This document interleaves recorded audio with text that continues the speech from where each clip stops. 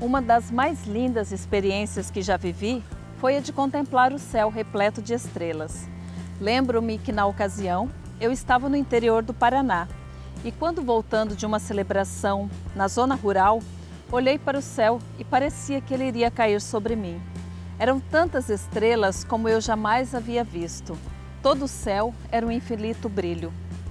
Hoje, morando em uma capital tão iluminada quanto Porto Alegre, contemplar as estrelas torna-se em minha vida um prazer muito raro. Mas continuo à noite olhando para o alto, sabendo que mesmo sem vê-las, elas estão ali. A liturgia deste segundo domingo da Quaresma nos oferece pistas para qualificar o nosso discipulado e, a meu ver, é um convite à contemplação de belas imagens. As estrelas no céu, a face e a bondade do Senhor, a voz do Pai e o testemunho de Paulo. Contemplemos a primeira imagem.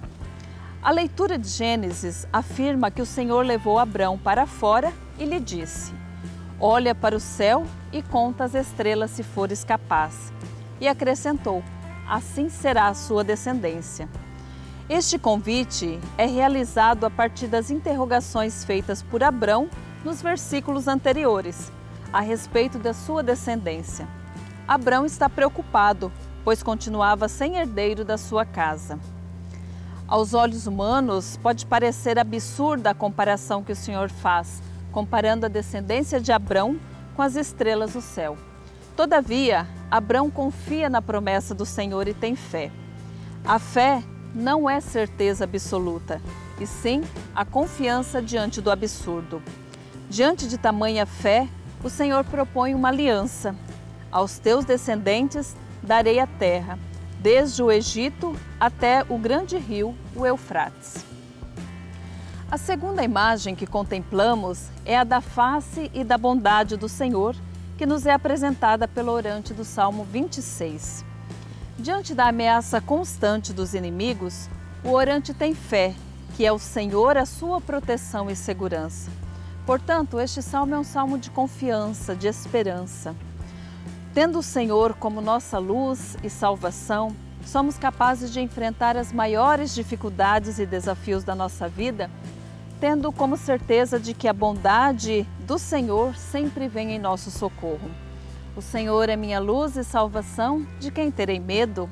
O Senhor é a proteção da minha vida, perante quem eu tremerei? Mas a principal imagem que somos convidados a contemplar neste domingo nos é dada pelo Evangelho de Lucas, o capítulo 9, versículos 28b ao 36. A cena é rica em detalhes. Jesus subiu a montanha para rezar e levou consigo Pedro e os irmãos Tiago e João.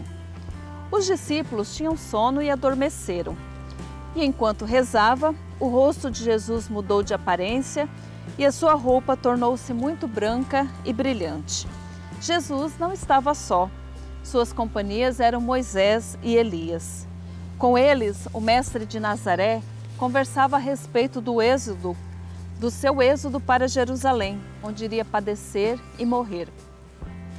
Ao despertarem, os discípulos viram aquela cena gloriosa e, ao perceber que os homens estavam se retirando, Pedro, que ainda estava embriagado pelo sono, fez a Jesus uma proposta. Mestre, é bom estarmos aqui. Vamos fazer 3 tendas, uma para ti, outra para Moisés e outra para Elias. Enquanto Pedro ainda falava, apareceu uma nuvem que cobriu a todos com sua sombra. E o medo tomou conta dos 3 discípulos. Da nuvem saiu uma voz que dizia: este é o meu filho, o escolhido, escutai o que ele diz. E enquanto a voz ainda ressoava, Jesus encontrou-se sozinho. Os discípulos ficaram em silêncio e naqueles dias não contaram a ninguém o que tinham visto. Diante de tantos relatos, diante de tantos detalhes deste relato evangélico, eu vou permanecer em apenas uma palavra: escutai. Contemplar não é só olhar, mas também escutar. Escutar Jesus e o seu evangelho coloca-nos na dinâmica do seguimento. E a escuta compromete, pois não se trata somente de escutar palavras, mas do deixar-se transformar pela palavra de vida que nós escutamos.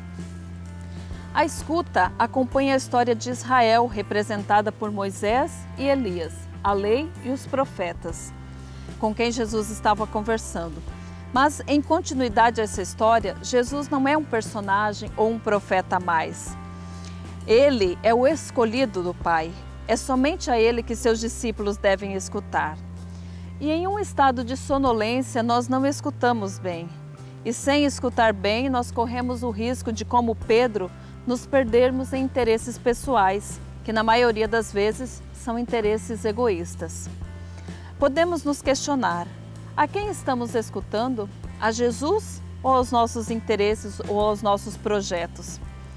Infelizmente também acompanhamos que para muitos de nossos irmãos na fé cristã é preferível contemplar o rosto de Jesus transfigurado e suas vestes brancas e brilhantes, isto é, um Jesus glorioso, do que escutar suas palavras duras sobre o seu êxodo para Jerusalém, sobre as suas opções pelos pequenos, fracos, indefesos, excluídos e marginalizados.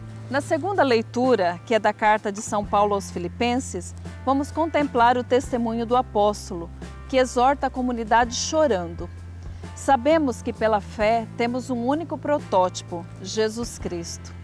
Em um primeiro olhar para esta leitura, parece-nos que o apóstolo tem muita pretensão ao dizer: sejam meus imitadores, irmãos, e observai os que vivem de acordo com o exemplo que nós damos.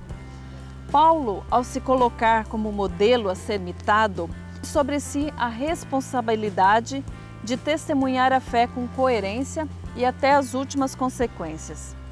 E na sequência, o apóstolo não esconde a sua dor pelo mau testemunho deixado por aqueles que querem impor as prescrições da lei aos pagãos que estão aderindo ao Evangelho.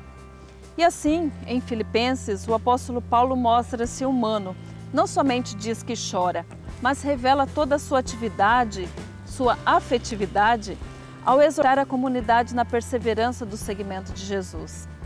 Assim, meus irmãos, a quem quero bem e dos quais sinto saudade, minha alegria, minha coroa, meus amigos, continuai firmes no Senhor.